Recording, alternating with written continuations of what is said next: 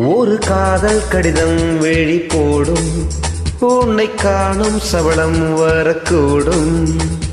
நீ பார்க்கும் பார்வைகள் பூவாகும், நெஞ்சுக்குள் தைக்கின்ற முள்ளாகும்.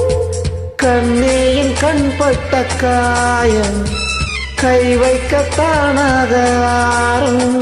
முன்னாலும் பின்னாலும் தள்ளாடும், செம்மேனி என் தோளில் ஆடும் நாள். வளையோசை கடகடகடவென கவிதைகள் படிக்குது, குழு குழு தென்றல் காற்றும் வீசுது.